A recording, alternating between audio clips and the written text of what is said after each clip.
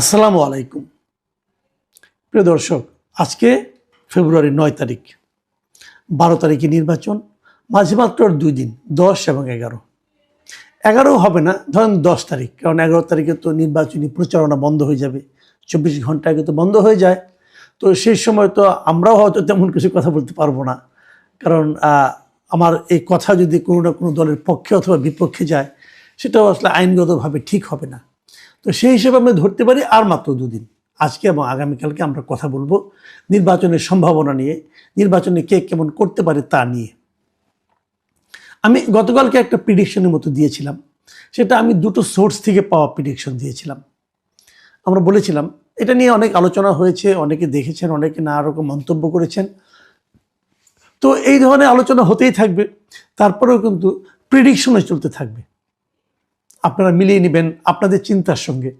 এটা কোনো ভিত্তি নেই, কিন্তু আমি আবারও বলছি, জরিপের কোনো ভিত্তি নেই, প্রেডিকশনের কোনো ভিত্তি নেই। যে যার যার মতো করে চিন্তা করেন এবং যার যার সোর্স থেকে তারা পান। ধরা যাক, কথার কথা আমি বলি, আমি বিভিন্ন জায়গার সঙ্গে লোকের সঙ্গে আলাপ করার চেষ্টা করছি।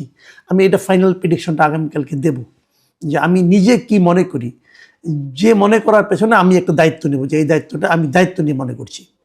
তো আজকে দেখেন, শেষ দিকে বলে হয়তো আজকে এই শহরে আমি দুটো জরিপ পেলাম, জনমত জরিপ পেলাম এই নির্বাচন নিয়ে, এবং দুটোই বেশ বড়ভাবে করেছে তারা, মানে অনেক লোকের মধ্যে এই জরিপটা করেছে। প্রথম যে জরিপটার কথা বলছি, দুটো আমি পত্রিকায় পেয়েছি, পত্রিকা থেকে আমি নিচ্ছি, মিডিয়া থেকে।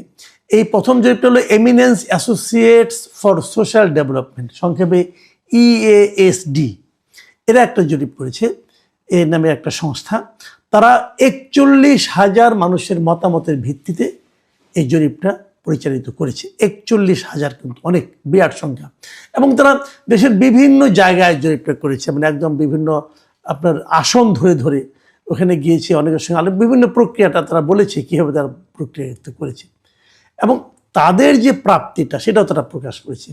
তাদের প্রাপ্তিতে বলা হয়েছে, যদি ভোটের হিসাবে হয়, যে প্রায় ৬৬.৩% ভোটার নাকি বিএনপিকে ভোট দিবে, এটা তাদের জরিপের ফল।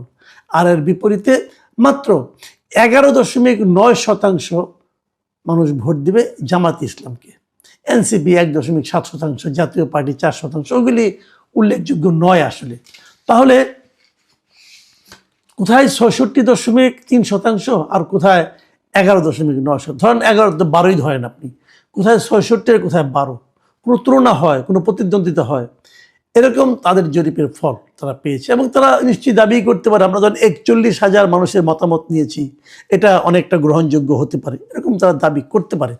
এবং তারা এই ভোটের তো পার্থক্য এবং এর বিপরীতে যারা আসন সংখ্যা যখন ধরেছে, সেখানেও তারা বিশাল পার্থক্য দেখিয়েছে।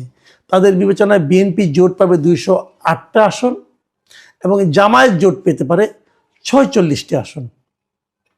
অনেক পার্থক্য, কিন্তু আমি গতকাল যেটা বলেছিলাম তার চেয়ে অনেক বেশি পার্থক্য এটা।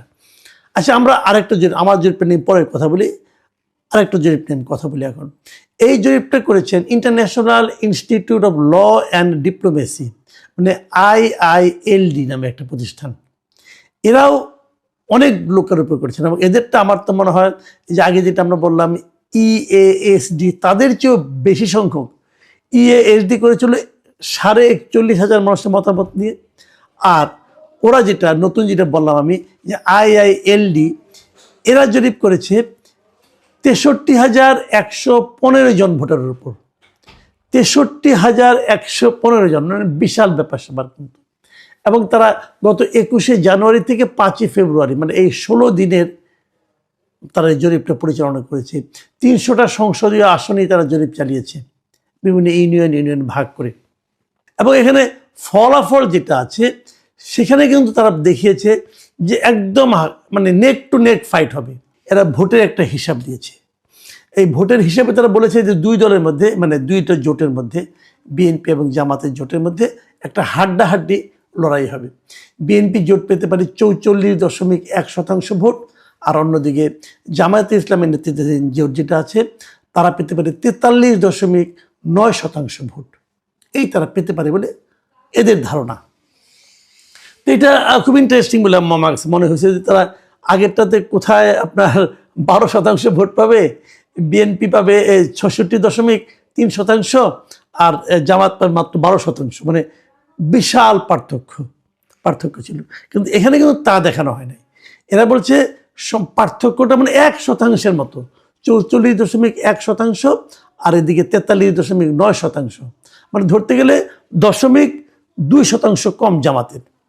কিন্তু এদের আবার আরেকটা জিনিস ইন্টারেস্টিং আছে, যে আসন বললাম যে আসন সংখ্যা তারা কিন্তু ওরকম স্পষ্ট করে বলেনি, কিন্তু তারা যে জিনিসটা বলেছে, যে কালকে আপনাদের মনে আছে আমি বলেছিলাম যে কতগুলি আসনে বিএনপি জিতবে শিওর সহজে, এবং কতগুলি আসনে জামাত জিততে পারে বলে আমি যে জরিপটা উল্লেখ করেছিলাম, এরা ওই ফর্মুলাই করেছে। এরা বলার চেষ্টা করেছে যে নিশ্চিতভাবে জামাতের জয়ের সংখ্যা হলো 105টা আসনে, মানে 105টা আসনে জামাতের জয়ে তাদের মধ্যে কোনো সন্দেহ নাই।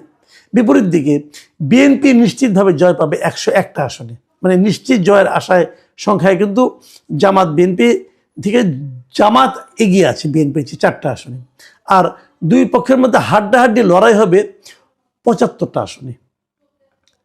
খেয়াল করুন, তাহলে কিন্তু হাড্ডাহাড্ডি লড়াই পাওয়া গেল 75টা আসনে, আর 19টা আসনে স্বতন্ত্র প্রার্থীরা হয়তো জয়লাভ করবে। একদম তারা হিসাব মিলিয়ে দিয়েছে। তো যদি এই জরিপটাকে আমি ধরি, তাহলে কিন্তু জামাতের জয়ের একটা সম্ভাবনা আমি দেখতে পাচ্ছি এখানে। আপনার মনে আছে ওনারা বলেছেন যে জামাতের নিশ্চিত আসন হলো 105টা, আর গতকালকে আমি বলেছিলাম যে জামাতের নিশ্চিত আসন হচ্ছে 51টা, মানে অনেক পার্থক্য কিন্তু। আর গতকালকে আমি বলেছিলাম আমি যে জরিপটা দিয়েছিলাম একটা পত্রিকার রেফারেন্স, নিশ্চয়ই মনে আছে আপনাদের, সেই রেফারেন্সে ওরা বলেছিল যে বিএনপি নিশ্চিত জিতবে 88টায়, আর এদের জরিপে দেখা যাচ্ছে বিএনপি নিশ্চিত জিতবে 101টা আসনে।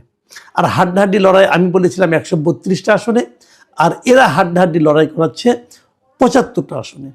তো দেখেন, আমি 3টা জরিপের কথা বললাম, আপনি যদি 3টাই বিশ্বাস করতে চান তাহলে তো আপনার মাথা খারাপ হয়ে যাবে।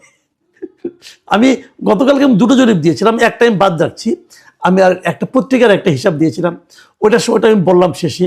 ওটার সঙ্গে এই যে আজকে যে দুটোর কথা বললাম, যে একটা হলো IILD এবং আরেকটা হলো EASD, এই যে 2টা প্রতিষ্ঠানের জরিপ, আর অনেক টাকা পয়সা খরচ করেছে। একটাতে প্রায় 64,000 লোক, আরেকটাতে 41,000 লোক, এত লোককে কথা বলেছে। তো এত ডিফারেন্স কেন হবে, এত পার্থক্য কেন হবে? একজন বলছে মানে EASD, তারা বলছে জামাত পেতে পারে 46টা আসন, আর ওখানে বিএনপি পেতে পারে 208টা আসন, বিশাল ডিফারেন্স। আর পরেরটায় দেখা যাচ্ছে যে জামাতেরই বরং একটু বেটার হচ্ছে অবস্থানটা, মানে 105টা আর 101টা নিশ্চিত, আর হাড্ডাহাড্ডি 75। তো যোগ করলে 75 যদি অর্ধেকও ধরি, তত জামাতে এগিয়ে যাচ্ছে। তো এই যে ডিফারেন্স, এটা কেন? আমি কিন্তু বহুদিন বলেছি যে জরিপ জিনিসটা না অনেকটা ওই যে পত্রিকার রাশিফলের মতো, পড়তে মজা লাগে, আলোচনা করতে মজা লাগে, কিন্তু এর উপর নির্ভর করা যায় না। আমার এবারও মনে হচ্ছে তাই হবে, নির্ভর করা যায় না। আমি ভাবছি শেষ দিনের মতো আজকে আপনাদের এই অনুষ্ঠানটা মানে আপ করার পর আমি আজকে আমার নিজের চ্যানেলে আরেকটা জরিপ দেবো আমি, এবং এটা হয়তো আমি কালকে ওইটা নিয়ে এবং অন্য বিষয় নিয়ে আলোচনা করব। আমি কি পেলাম মাঠ থেকে সেই আলোচনাটা করব, এবং আবার এই অনলাইন জরিপে কী হয় সেটাও আলোচনা করব। তো এই যে জরিপের এত পার্থক্যটা হচ্ছে, এখন এখানে কিন্তু অনেকে ভাবতে পারেন যে কোন প্ল্যাটফর্মে হচ্ছে এটা ইম্পর্টেন্ট, অথবা কারা করছে এটা ইম্পর্টেন্ট, কারোর দ্বারা প্রভাবিত হয়ে করছে কিনা এটাও একটা জরুরি ব্যাপার। অনেক সময় হয় না এরকম যে টাকার বিনিময়ে অনেকে জরিপ করে দেয়, বিশেষ একটা পার্টিকে একটু ভালো